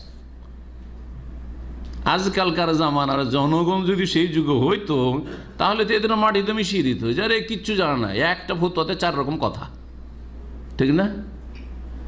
এইরকম বেয়াদবি করেননি। কিন্তু আজকাল 2-4 লাইন পড়ে ফতোয়া, এই তো ভুল করে দিয়েছে। দেখেন, সহি আকীদা হওয়া মানে এই নয় যে আপনি আদব এহতেরাম থেকে স্বাধীন হয়ে যাবেন।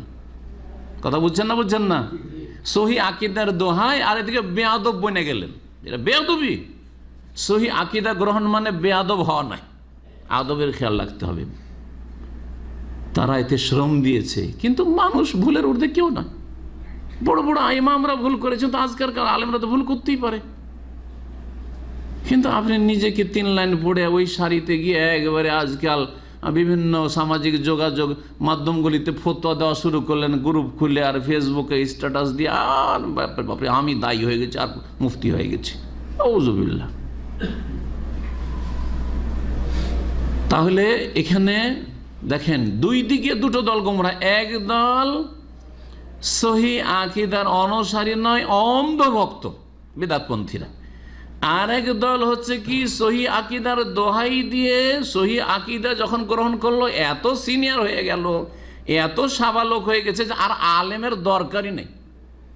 আলেম ছাড়া কি করে বুঝবেন কোরআন হাদিস? আপনি সরাসরি কি করে বুঝবেন? কয়টা আরবি বুঝেন আপনি? এই 2টো দল গোমরা, কিন্তু ভালো করে শুনে রাখেন। মাঝখানে হচ্ছে হক। সহি আকীদারও হইতে হবে, সহি মানহাজেরও হইতে হবে, আর পথ পদ্ধতিও সহি হইতে হবে, দাওয়াতের তরিকাটাও সহি হইতে হবে, এবং কোরআন সুন্নাহ ভিত্তিক দলিল ভিত্তিক চলার চেষ্টা করতে, চোখ খুলে চলার চেষ্টা করতে হবে। আর তার সাথে সাথে যারা আপনার চাইতে বড় যে কোনো স্তরের আলেম হোক না কেন, তাদের এহতেরাম, সম্মান, মর্যাদা রাখাও ফরজ এবং তাদের ভালোবাসাও ফরজ। জি, তো আলেমদের ক্ষেত্রে মনে রাখবেন যে তাদেরকে ভালোবাসা, কারণ যদি তাদেরকে না ভালোবাসেন তাহলে তার অনুসরণ করবেন না আপনি। যদি কারো অন্তরে ভালোবাসা না থাকে তো তার কথা আপনি মানবেন না, ফলোই করবেন না, ওর কথার কোনো গুরুত্ব নেই, 4টা পয়সা দাম দেবেন না আপনি। ভালোবাসা জরুরি। এই জন্য এক ষড়যন্ত্র চলছে আজকাল আলেমদের থেকে সরিয়ে দেওয়ার। 2-4 হরফ পড়েই স্বাধীন হয়ে যাও, নিজের থেকে ডাইরেক্ট ফতোয়া দাও কোরআন হাদিস থেকে। এর মাধ্যমে আলেম সমাজ থেকে যখন সরে যাবেন, দলিল ভিত্তিক চলেন, কিন্তু আলেমের কাছ থেকে দলিলটা ভালো করে জানার চেষ্টা করেন। আলেম থেকে যখন সরে যাবেন তখন বিভ্রান্তির শিকার হবেন। অবশ্যই আলেমদের সাহায্য নিয়েই দিন পালন করতে হবে, সুতরাং তাদের সাথে ভালোবাসা রাখতে হবে। 1, 2 নম্বর, তাদেরকে সাহায্য সহযোগিতা করতে হবে সত্য প্রকাশের ক্ষেত্রে। অনেক সময় আলেমের কাছে এলেম আছে কিন্তু অর্থের অভাব, আপনাদের কাছে অর্থ আছে। শক্তির অভাব, আলেমের কাছে এলেম আছে কিন্তু তার প্রভাব কম, প্রভাবশালী নয়। আর আপনি হচ্ছে একজন প্রভাবশালী মানুষ। আপনি যদি পাশে বসে থাকেন তাহলে সে তৌহিদের কথা, সুন্নাহর কথা বলতে পারবে, শিরক বিদআতকে শিরক বিদআত বলতে পারবে। ওর ভয় আর কেউ। একজন চেয়ারম্যান যদি বসে থাকে একজন আলেম, গরিব আলেমের পাশে, তো গরিব আলেমের গায়ে কেউ হাত দিবে কোনো বেদাতি? কখনো হাত দিতে পারবে না, ঠিক না? একজন এমপি যদি বসে থাকে, একজন মিনিস্টার যদি শুধু একটা কথা বলে টেলিফোন করে থানাতে যে অমুক আলেমের যে ওখানে মাহফিল হচ্ছে, মাহফিল অবশ্যই হবে, সব বাপ বাপ করে পলাবে বিদ্যার্থীরা, ঠিক না? জি, এই কাজটা ফরজ। তো আলেমদের সাথে হক কথা প্রচার প্রসারের ক্ষেত্রে সাহায্য সহযোগিতা করতে হবে। তারা হয়তো অনেক সময় বই লিখতে পারছেন কিন্তু ছাপাতে পারছেন না, আপনার ছাপাবার ব্যবস্থা করবেন। অথবা কোনো একটা বক্তব্য করবেন কিন্তু সেখানে সেই ব্যবস্থা করতে পারছেন না, আপনি ব্যবস্থা করে দেবেন বা আপনার ব্যবস্থা করে দেবেন, এগুলি করা। 3 নম্বর হচ্ছে যে তাদেরকেও যদি মানহানি করে তাদের পক্ষ থেকে আপনি প্রতিবাদ জানাবেন। এমনিতে তিলকে তাল করে শুধু দোষ খুঁজে বেড়াচ্ছে, আরে অমুক আলেমের এই দোষ। যেমন শুনলাম যে কোন একজন সহিহ আকীদার ভালো আলেম, আর তার একটা মাসলায় ভুল আছে, একটা মাসলায় ভুল আছে। অন্যান্য সহিহ আকীদার সমস্ত আলেমেরা বলছে যে না, ওইটা ফতোয়া ভুল। কিন্তু তার মানে এই নয় যে ওর মান হানি করে একবারে মাটিতে নামিয়ে দেবেন, নাকি না জমিনের তলে নামিয়ে দেবেন। বলছে অমুক হুজুরের কথা বলছে, ডিস্টেনি হুজুরের কথা বলছেন, আউযুবিল্লাহ, বেয়াদবি। আরে কেউ যদি ডিএকশনকে হালালও করে দেয়, ডিস্টেনিকে হালালও করে দেয়, বলবেন ও ওই ডিএকশন হুজুরের কথা বলছেন, বেয়াদবি এগুলো। আপনি মানহানি করছেন। আপনি এতে হবে কি, হাজার হাজার তার খেদমত আছে আর মাসলাগুলো সহি বলেছে সেগুলো কেউ নিতে চাইবে না। আরে তাহলে ওই হুজুরের কোনো কথাই নেওয়া যাবে না, ঠিক না? জি হ্যাঁ, এইগুলো গুমরাই কিন্তু জনগণ অনেক বিভ্রান্তির শিকার হচ্ছে আজকাল এইভাবে। সুতরাং তাদের মান মর্যাদার খেয়াল রাখতে হবে। সামান্য একটু আরে ওকে দেখলাম, সালাম দিলাম, সালামের জবাবটা পেলাম না, আরে কথা মাসলা জিজ্ঞাসা করছিলাম, ও সময়ই দিল না, কি আলেম হইল নাকি? দিলেন একবারে। মানুষ ঘৃণা ছড়ানো কাজ,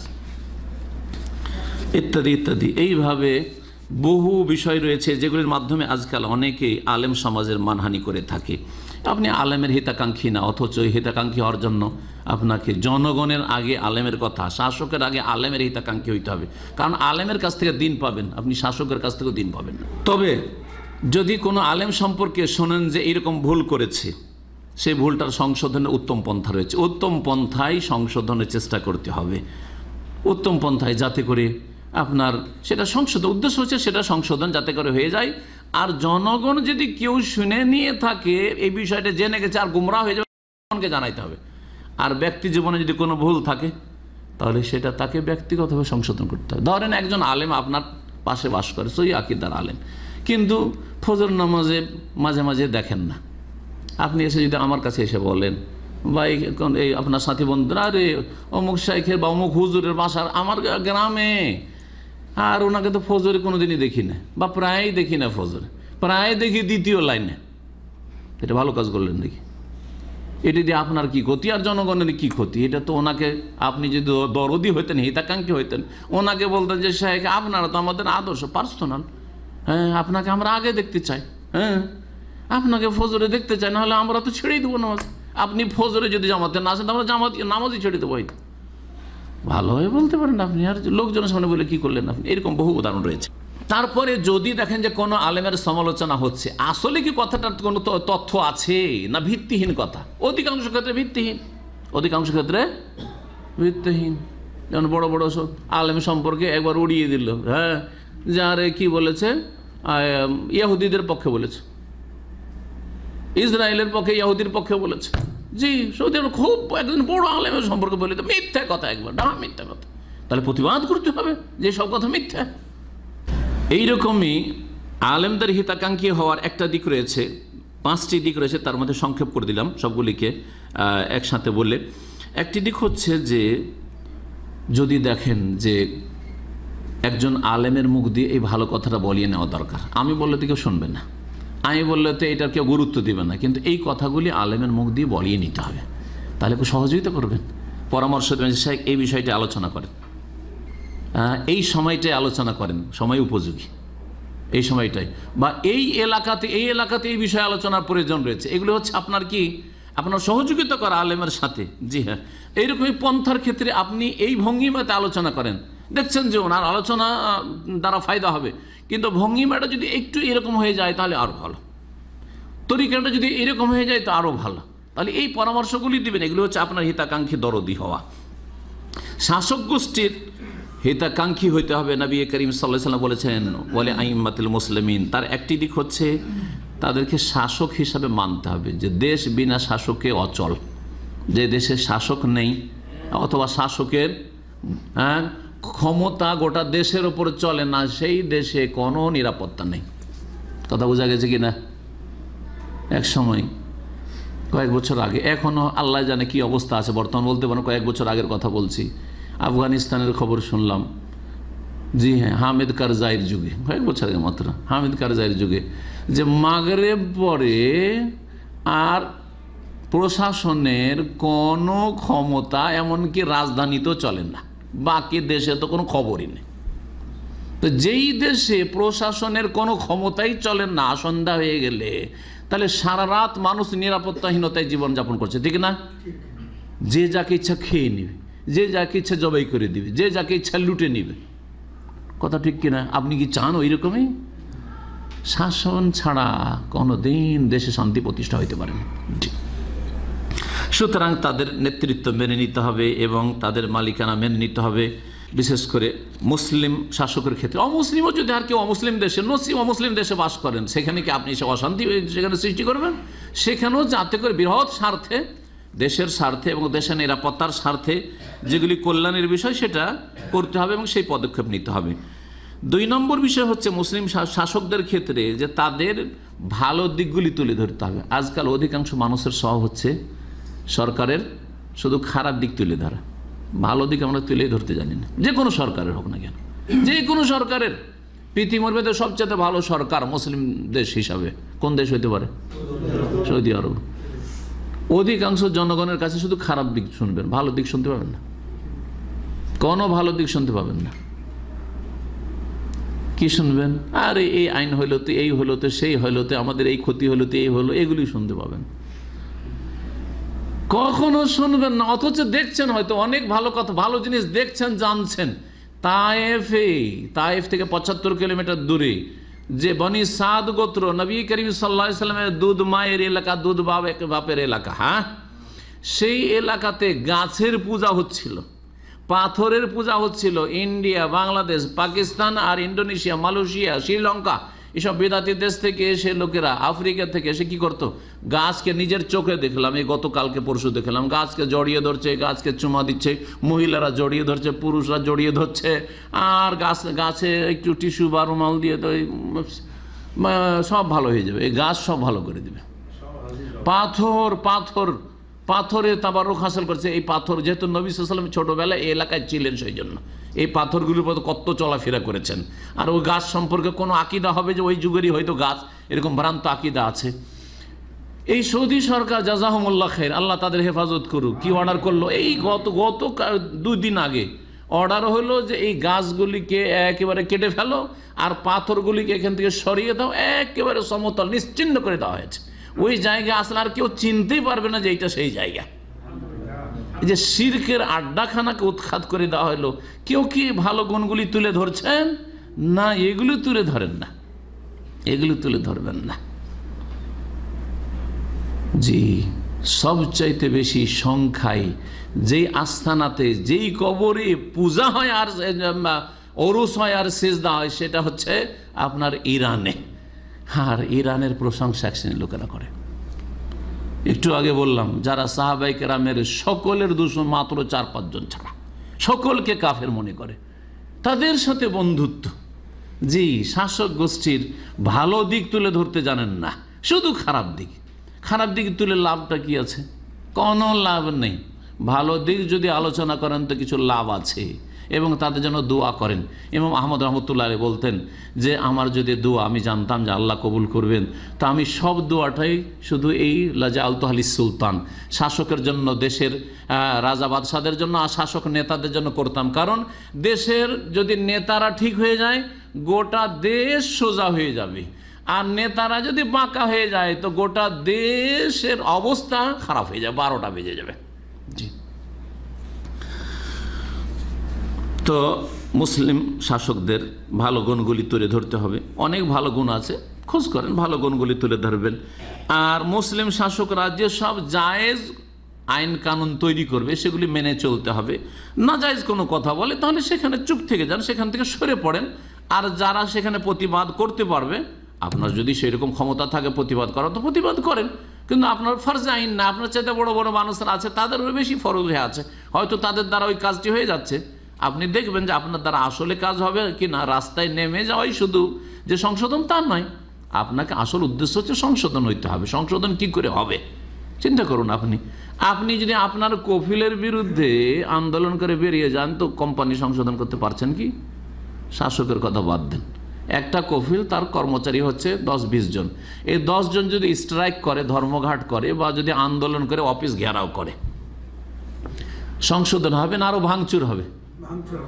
সবগুলোকে এক্সিট লাগিয়ে দিবে, ঠিক না? তাহলে উদ্দেশ্য তো এইটা না, উদ্দেশ্য হচ্ছে সমাধান। সুতরাং আপনাকে উত্তম পন্থায় সমাধান খুঁজতে হবে। 4 নম্বর হচ্ছে শাসক গোষ্ঠীর ক্ষেত্রে যে তাদের দোষ ত্রুটি যথাসাধ্য লুকিয়ে রাখবেন। কারণ দোষ ত্রুটি যদি চর্চা করেন তাহলে এতে মানুষের অন্তরে আরো দুশ্মনী বাড়বে, বিদ্বেষ বাড়বে, কলহ সৃষ্টি হবে, আর এতে হবে কি আর অশান্তি বিরাজ করবে। যখন ওরা জানতে পারবে, দমন নীতি অবলম্বন করবে, আর আপনারাও তাদের ক্ষেত্রে শত্রুতা বাড়াবেন। সুতরাং কোনো দিক থেকে কোনো শান্তি কায়েম হয়নি এবং হবেও না। 5 নম্বর হচ্ছে যে তাদের দোষ ত্রুটি যদি হয়, তার মানে এই নয় যে তাদের বিরুদ্ধে বেরিয়ে যাবেন আপনি, তাদের রক্ত হালালের ফতোয়া দেবেন আপনি, কাফের বলবেন, আর তাদেরকে ফাসেক বলবেন না, তাদেরকে ইসলাম থেকে খারিজ করবেন, আর তাদের বিরুদ্ধে আপনি অস্ত্র নিয়ে বেরিয়ে যাবেন বা রাস্তাঘাটে বেরিয়ে গিয়ে ভাঙচুর করবেন। এগুলো ইসলাম শিখাই না। আর মনে রাখবেন যে এর মানে এই নয় যে তাদের দোষ ত্রুটি লুকিয়ে রাখবেন, যেটা 4 নম্বর পয়েন্ট বললাম। এর মানে এই নয় যে দোষ ত্রুটি জনগণের সামনে থেকে লুকিয়ে রাখলাম মানে ওদেরকে আর কিছুই বলবো না শাসক গোষ্ঠীকে, তা না। আর শাসক গোষ্ঠী যদি সংশোধনের জন্য বড়রা কিছু বলেন, তো জনগণকে এসে লেকচারে বলতে হবে যে দেখেন আমি কিন্তু শাসককে বলেছি যে এই অন্যায় কাজগুলি আপনারা করবেন না। এটা তরিকা না। অনেকে কিন্তু মনে করে, এটা মনে করে না যে আলেমরা কি করেছে, চুপ করে বসে আছে, এরা সরকারকে বলতে পারে না। হ্যাঁ, যদি সরকারকে বলে আপনাদেরকে এসে বলতে হবে মাহফিলে যে আমরা বলেছি এই কথাগুলি, বলতে হবে নাকি? শোনেন সাহাবীর আদর্শ শুনেন। নবী সাল্লাল্লাহু আলাইহি ওয়াসাল্লামের পরে আমাদের আদর্শ কারা? সাহাবায়ে কেরামগণ। ওসামা বিন যায়েদ রাদিয়াল্লাহু তাআলা, কে চিনে তাকে? সাহাবীর ছেলে, সাহাবী। নবী করিম সাল্লাল্লাহু আলাইহি ওয়াসাল্লামের পালক পুত্রর নাম কি ছিল? যায়েদ বিন হারেসা। তার ছেলের নাম ছিল ওসামা। নবী সাল্লাল্লাহু আলাইহি ওয়াসাল্লামের পালক পুত্রের ছেলে, মানে নাতি, হ্যাঁ, পালক পুত্রর ছেলে। এই ওসামাকে খুব ভালোবাসতেন রাসূলুল্লাহ সাল্লাল্লাহু আলাইহি ওয়াসাল্লাম, যেমন হাসান হোসেনকে ভালোবাসতেন। হিব্ব রাসূলিল্লাহ হাদিসে এসেছে, রাসূলের প্রিয়জন, একবারে খুব প্রিয়। 17 বছর বয়সে ওসামার নেতৃত্বে আবু বকর, ওমর, উসমান সবাইকে হুকুম হয়ে গেছে যে যাও, যাই সে ওসামাই রোমদের বিরুদ্ধে জিহাদ করার জন্য যাও। নবী সাল্লাল্লাহু ইন্তেকাল হয়ে গেল, জরব নামক স্থানে থেমে গেলেন। পরে আবু বকর সিদ্দিক রাদিয়াল্লাহু আনহু আমলে প্রথম এই কাজটি করা হলো যে যাও, নবী সাল্লাল্লাহু আলাইহি ওয়াসাল্লাম যেহেতু তোমাদেরকে পাঠিয়েছেন, এখন যেতে হবে তোমাদেরকে রোমানদের সাথে লড়াইয়ের জন্য। এই ওসামা বিন যায়েদ রাদিয়াল্লাহু তাআলার কাছে কিছু লোকের আসলো, কিছু তাবেঈন আসলো, সাহাবীরা আসলো, ছোট পরবর্তীকালে সাহাবীরা এসে বলল যে এই যে খলিফাদের, বিশেষ করে ওসমান রাদিয়াল্লাহু যুগে কিছু সমালোচনা শুরু হয়ে গেছিল। সমালোচনার ক্ষেত্রে ইন্ধন জগিয়েছিল এই ইহুদি মুনাফিকরা। সাবাই, আব্দুল্লাহ বিন সাবাই ইহুদি, এমন দেশের সে ইসলাম গ্রহণ করেছিল, কিন্তু আসলে মুনাফিক, ইসলামকে ধ্বংস করার জন্য সে ইসলামের কালিমা পড়েছিল। এই সাবাই চক্রান্তে মুসলিমদের মগজ ধলি করা, ঘরে ঘরে যায় আর বলে যে উসমান এই কাজ করছে, এই ভুল করছে, এই ভুল করছে। ওর মধ্যে অনেকে বিশ্বাস করে ফেলে, কোনো একটা ছোট কিছু হলে ওটাকে তিলকে তাল করে দেয়। এইরকমই তার পক্ষ থেকে যে খলিফারা ছিলেন বা তার পক্ষ থেকে যে আমিরগুলো ছিলেন, আমর ইবনে আস অথবা মুগীরা বিন শুবা বা এরকম যারা ছিলেন, তাদের কিছু হয়তো সামান্য কিছু দোষ টোষ থাকলে, মানুষ মাত্র দোষ থাকতে পারে, এদেরকে কেন বলেন না? ওসামা বিন যায়েদের কাছে লোকেরা এসে বলল যে আনতা লাম তাফআল ওয়ালান তাকুল লিফুলানিন ওয়া ফুলানিন ইয়ানুল খলিফা, আপনি কিছু করছেন না, আপনি খলিফাকে কিছু বলছেন না, আপনি খলিফার সাথে দেখা সাক্ষাৎ করে কিছু কি করলেন না করলে কিছু বলছেন না, এগুলো সংশোধন করবেন না, এই ধরনের কথাবার্তা লোকেরা বলতে আসলো। তখন তিনি উত্তরটা কি বলেছেন শুনেন। ফাকালা কালামান, এই কথাটা বলেছেন শাইখ ইবনে উসাইমিন রাহিমাহুল্লাহ নকল করছেন। আতুরিদুনা আন ওয়াহাদ্দিসাকুম বিকুল্লি মা ওয়াহাদ্দিসু বিহিল খলিফা, তোমরা কি এটাই চাও যে তোমাদেরকে সব কথা এসে বয়ান করবো, হে জনগণ মদিনাবাসী, যে আমি খলিফার সাথে এই কথাগুলি বলে আসলাম, খলিফাকে এই উপদেশগুলি অ্যাডভাইসগুলি করে আসলাম, খলিফার এই ভুলগুলি সংশোধনের চেষ্টা করে আসলাম, এগুলি আপনাদেরকে শোনাইতে হবে না? এতে কি হবে? ফিতনা হবে, মানহানি হবে না? মানে হবে না? আরে খলিফার কথা তো বাদ দেন, এখন আমারই ধরেন কোনো ভুল পেলেন আপনারা, অফিসে এসে একজন আপনাদের মধ্যে মাশাআল্লাহ আসলেন, কোনো একজন দিনী ভাই আসার বলে শেখ এটা কিন্তু ঠিক হয় না। আমি বলি জাযাকাল্লাহ খের, আমি যদি ভালো মানুষ আর আসলেই ভুল হয়তো উচিত হবে যে জাযাকাল্লাহ, ভালো কাজ করলেন, ঠিক আছে আমি ঠিক করে নিলাম। তারপরে ওখান থেকে আসলো ওই লোক, আসার পরে বললো আপনারা বসে আছেন এরকম, বা জুমাবারে আরও মাশাআল্লাহ 300-400 লোক বসে আছেন, আর আসার পরে বললো যে দেখেন আপনাদের যে একটা আপত্তিকর বিষয় আপনারা আলোচনা করছিলেন শেখ সম্পর্কে, আমি কিন্তু বলে আসলাম, শেখ সংশোধন করে নিয়েছেন। বোঝা গেছে কিনা? শেখ কি করেছেন? মেনে নিয়েছেন কথাটা। আমার ইজ্জত করলেন না মানহানি করলেন? মানহানি করলেন। বুঝে আসে না? তো যদি আমার মানহানি করে দেন আমি কি খুশি হব? আমাকে বলে আসলে হ্যাঁ ঠিক হয়ে গেল, তারপর আপনাদেরকে এসে শোনাচ্ছে, তো আমার মানহানি হলো না?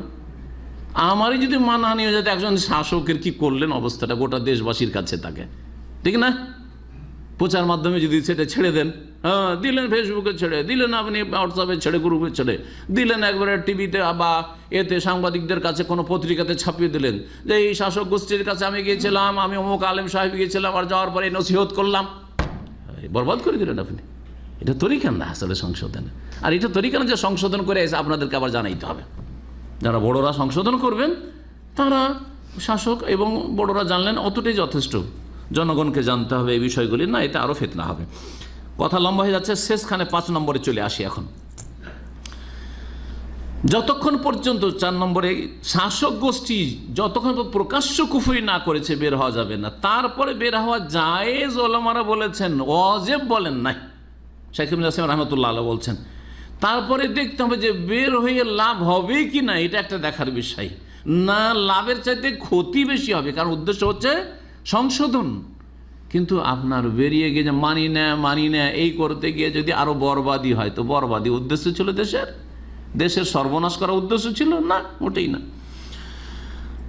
5 নম্বরে বলছেন ও আম্মাতিহিম, মানে হিতাকাঙ্ক্ষী হবে কার? জনগণের। এই জনগণের হিতাকাঙ্ক্ষী, এটা হচ্ছে আসল বিষয় যা জানতে হবে। আল্লাহর হিতাকাঙ্ক্ষী, রাসূলুল্লাহ সাল্লাল্লাহু আলাইহি ওয়াসাল্লামের হিতাকাঙ্ক্ষী হওয়া, আল্লাহর কিতাবের হিতাকাঙ্ক্ষী হওয়া, আলেম ওলামাদের হিতাকাঙ্ক্ষী হওয়া, শাসক গোষ্ঠীর হিতাকাঙ্ক্ষী হওয়া। তারপরে 5 নম্বরে হ্যাঁ জনগণের হিতাকাঙ্ক্ষী কেমন করে হবেন, 2-4টি কথাতে শেষ করে দিচ্ছি। জনগণের হিতাকাঙ্ক্ষী হবেন একজন মুসলিম হিসাবে, প্রত্যেক মুসলিমকে ভালোবাসবেন, অন্তর থেকে ভালোবাসবেন। মুসলিম ওর আকীদা আমল হিসাবে ভালোবাসবেন, যার যত ভালো গুণ আছে তত বেশি তার জন্য ভালোবাসা। মানুষ হিসাবে মুসলিম না হইলেও হয়তো প্রতিবেশী, তার সাথে সৎ ব্যবহার করবেন। হ্যাঁ, অন্তরের ভালোবাসার বিষয়টি ভিন্ন, যেটা আল্লাহকে যারা ভালোবাসেন তাদের ক্ষেত্রে আল্লাহ নিষেধ করেছেন, কিন্তু তাদের সাথে সৎ ব্যবহার করতে বলেছেন। আনতাবাররুহুম ওয়া তুকসিতু ইলাইহিম, আল্লাহ বলেছেন সূরা মুমতাহানাতে। কি করতে হবে? তাদের সাথে সৎ আচরণ করতে হবে। অমুসলিমদের সাথে সৎ ব্যবহার করবেন এবং তাদের সাথে সুবিচার কায়েম করবেন, ভালো আচরণ করবেন, যাতে করে তারা মুসলিমদের সম্পর্কে একটা ভালো ধারণা রাখে, খারাপ ধারণা না রাখে।